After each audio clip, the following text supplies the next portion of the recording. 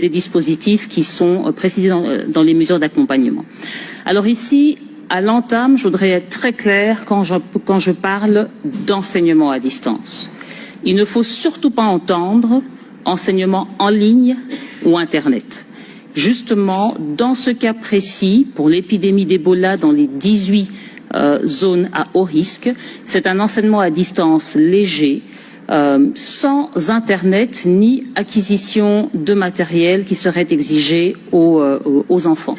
On va en fait adopter un système qui sont des cahiers, qui sont en fait des cahiers, même des feuilles qui seront produites, basées sur le programme, limitées à des savoirs essentiels et qui seront distribués aux enfants pour leur permettre de continuer le travail à la maison.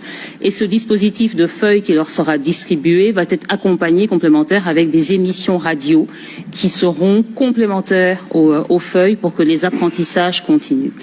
Alors évidemment, quand on se dit l'enfant va recevoir 2 feuilles A4 recto verso avec les savoirs, est-ce que ça va suffire à établir l'ensemble des savoirs qui sont prévus? Évidemment non.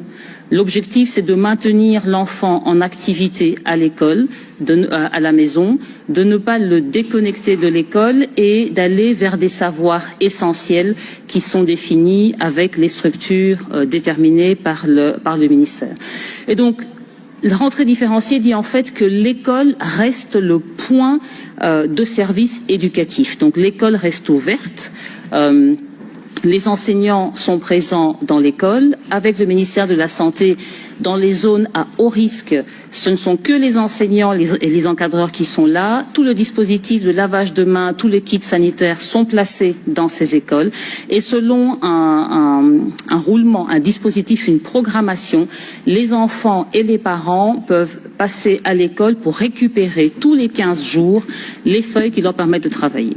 Alors on va commencer d'abord pour 4 semaines ce dispositif et dans les 4 semaines, on va évaluer avec le ministère de la Santé parce que nous sommes convaincus qu'avec la campagne de vaccination, l'épidémie serait ainsi maîtrisée. Mais dans tous les cas, même si cela devait continuer, tous les 4 semaines, les enfants auront accès, seront imprimés et distribués et diffusés dans les radios locales, les radios communautaires, les contenus qui permettent aux enfants de continuer à rester actifs et de continuer à apprendre ces savoirs essentiels qui sont définis. Donc voilà.